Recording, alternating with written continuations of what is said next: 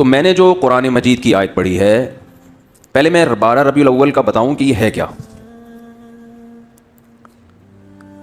12 ربیع الاول نہ تو رسول اللہ صلی اللہ علیہ وسلم کی پیدائش کا دن ہے اور نہ ہی آپ کی وفات کا دن ہے۔ اس دن کا اسلام میں کوئی سرے سے سر پاؤں ہے ہی نہیں، سمجھ رہے ہیں؟ کچھ بھی نہیں ہے یہ۔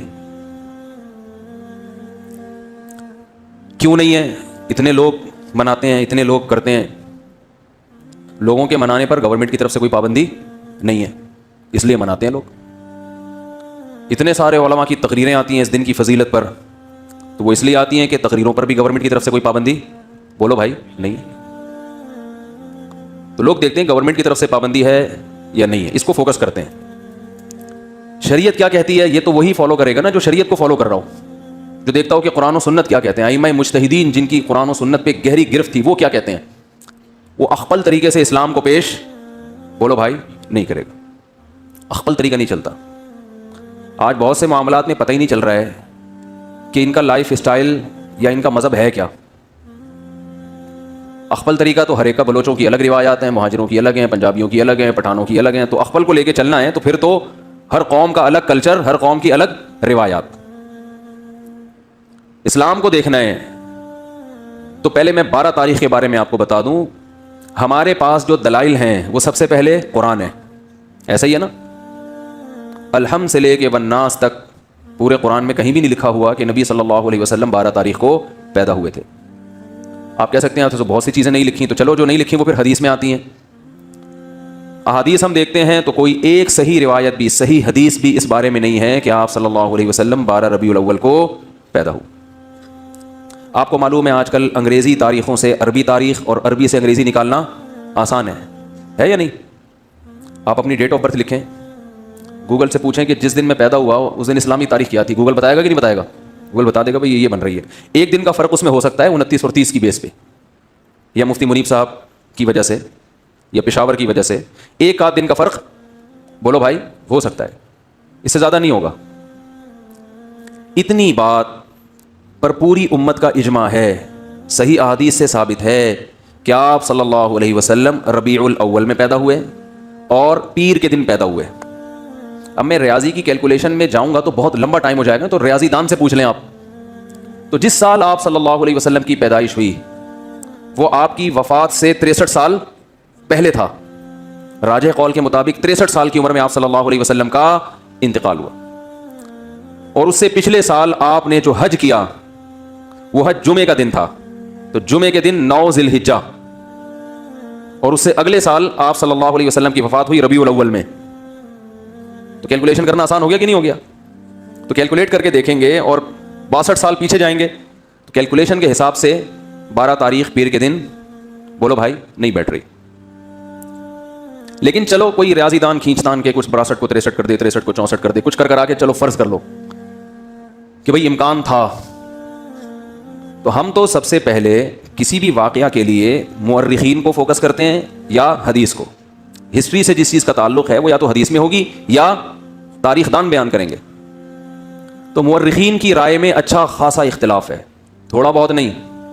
ان میں کسی ایک رائے کو ترجیح دینا آپ کے لیے صرف تاریخ کو اگر دیکھو گے تو ممکن نہیں ہے، حدیث کو دیکھو گے تو حدیث میں ہے ہی نہیں۔ تو اس بات کا امکان ظاہر کیا گیا ہے جو ماہرین محققین کہ 8 یا 9 ربیع الاول کا امکان زیادہ ہے آپ کی پیدائش کا دن ہونے میں۔ تو ویسے بھی ایک بات ذہن میں رکھیں کہ اسلامی تاریخ میں جو بہت اہم ترین واقعات ہوتے ہیں جن کا ہماری پریکٹیکل لائف سے تعلق ہو، 2 چیزیں ہوں، واقعہ اہم اور ہماری عملی زندگی سے تعلق، تو ایسے واقعے کی تاریخ یاد رکھنا یہ اسلام کی ذمہ داری ہے۔ بات آ رہی ہے سمجھ میں؟ یہ کس کی ذمہ داری ہے؟ اسلام کی، کیونکہ اس پہ عمل ہے۔ مثال کے طور پر رمضان کا چاند نظر آتے ہی اسلام آرڈر دیتا ہے کہ آپ نے کیا کرنا ہے؟ روزہ رکھنا ہے۔ اب ماہرین بھول گئے کہ یہ والا مہینہ ربیع الاول ہے، شوال ہے کہ رمضان ہے، کیلکولیشن کر رہے ہیں، بوکھلا گئے، مورخین کا اختلاف ہو گیا کہ یار یہ رمضان ہے کہ شوال ہے کہ ذی القعدہ ہے کہ ذی الحجہ ہے، تو ہمارے روزے کہاں گئے؟ بولو بھائی، روزے گئے۔ اب شک کو شبہ کے ساتھ روزہ رکھیں گے کہ یار پتہ نہیں یہ رمضان ہے بھی کہ نہیں ہے۔ آپ کہہ سکتے ہیں پہلی تاریخ میں تو اختلاف ہوتا ہے کہ فرض رمضان ہے یا نہیں، اس اختلاف کا شریعت نے حل بتا دیا الصوم یوم یصوم الناس، جس تاریخ کو لوگ سمجھیں گے پہلی ہے تو وہ کیا ہے؟ پہلی ہے. جس تاریخ کو لوگ سمجھیں کہ پہلی نہیں ہے تو وہ کیا ہے؟ وہ نہیں ہے. اور حکومت کو کا فیصلہ کیا بنا دیا اس میں؟ معتبر. اس کو یوم شک کہا جاتا ہے جس میں انسان کو تردد ہو، تو گورنمنٹ کو یہ اختیار حاصل ہے کہ وہ فیصلہ کر دے. لیکن رمضان ہی مشکوک ہو جائے کہ پتہ نہیں ہے کہ نہیں، یہ الزام کس پہ جائے گا؟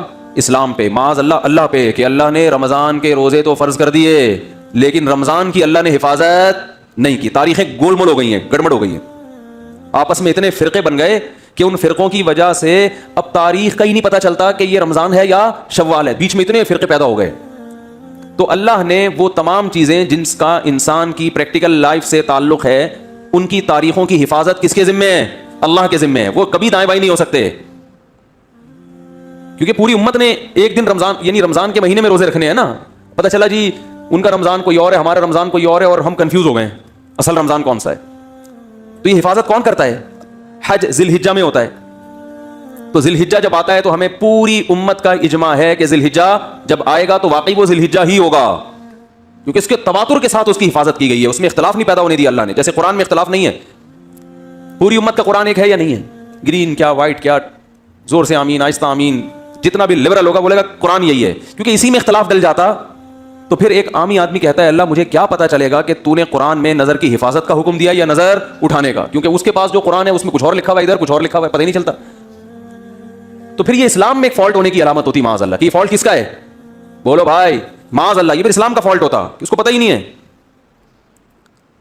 عید الفطر کے دن کچھ احکامات ہیں.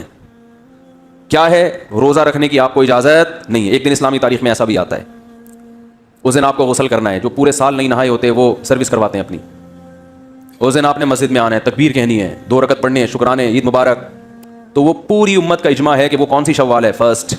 اس میں اللہ نے اختلاف نہیں ڈالا، کیوں فرسٹ ہے. ایسا نہیں کہ کسی فرقے کے نزدیک 5 شوال ہے، کسی فرقے کے نزدیک 6 شوال ہے، کسی فرقے کے نزدیک 3. یہ چیزیں اتنی تواتر کے ساتھ بیان کر دی گئی ہیں کہ اس میں اللہ نے ذمہ داری لیے گویا کہ میں اس میں امت میں اختلاف پیدا نہیں ہونی. تو بیسک ہے نا، بیسک میں ہی ہو گیا. تو یہ عامی آدمی غیر مسلم تو پاگل ہو جائے گا، وہ تمہارا تہوار کون سا میں تو یہ سمجھ میں نہیں آ رہا، کیا خیال ہے؟ وہ تو پاگل ہو جائے گا نا. اسلام کے 5 ارکان ہیں، ان میں نماز ہے. نمازوں کے اوقات میں اختلاف نہیں ہے. اختلاف اگر ہے بھی تو افضلیت کا.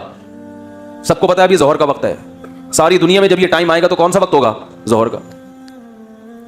تو جو بیسک چیزیں ہیں جن کا ہماری پریکٹیکل لائف سے ان تاریخوں کا تعلق، اور قرآن میں اللہ نے فرمایا قل ہی مواقیت للناس والحج، چاند کی جو منزلیں ہیں ہم نے لوگوں کے عبادتوں کے اوقات کے لیے متعین کر دی ہیں.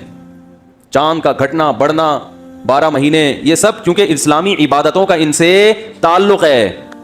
تو اگر 12 ربیع الاول کے دن اسلام کا کوئی حکم اس دن سے وابستہ ہوتا کہ نبی کی پیدائش پہ تم نے یہ کرنا ہے، تو اس پیدائش کے دن میں اللہ کوئی کنفیوژن نہ رکھتا، وہ تمام امت کا اتفاق ہوتا. بخاری مسلم کی صحیح حدیثیں ہوتی تواتر کے ساتھ کہ آپ صلی اللہ علیہ وسلم 12 تاریخ ہی کو پیدا ہوئے ہیں، جبکہ ہمیں اس بارے میں ایک حدیث بھی صحیح بولتے کیوں نہیں بھائی؟ نہیں.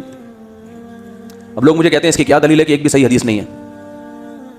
جو دعویٰ کرتا ہے دلیل اس کے ذمہ ہوتی ہے، جو انکار کرتا ہے دلیل اس کے ذمہ بولو نہیں ہوتی.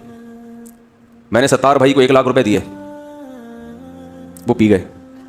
اللہ معاف فرمائے کوئی 70 بھائی بیٹھے ہوں تو ان کے علاوہ کی بات کر رہا ہوں. وہ میرے خلاف عدالت میں کیس کیا، میں نے ان کے خلاف عدالت میں کیس کیا، انہوں نے 1 لاکھ روپے لیے ہیں. 70 بھائی نے کہا نہیں لیے. عدالت گواہ کس سے مانگے گی؟ دلیل مجھ سے کہ تم نے جو دیے اس کی کیا دلیل ہے. میں عدالت سے کہتا ہوں اس سے پوچھو اس نے نہیں لیے، اس سے دلیل مانگو. تو نہیں لینے کی کوئی دلیل لے سکتا ہے؟ عدالت کیا گواہ پیش کرو کہ تم نے نہیں لیے. میں کہوں گا بھائی سارا دن 24 گھنٹے کون میرے ساتھ چپکا رہتا ہے جو دیکھتا رہے کہ میں نے ایک نہیں لیے. نہیں لیے، دلیل اس کے ذمہ ہے جو دعویٰ کرتا ہے. بھائی اصل تو یہی ہے کہ کسی نے کسی سے پیسے نہیں لیے. جو کہتا ہے کہ لیے ہیں تو اس کے ذمہ ہے کہ وہ گواہ پیش کرے. نہیں لینے پہ گواہ نہیں، کسی کام کے کرنے پہ دلائل ہوتے ہیں، نہ کرنے پہ دلیل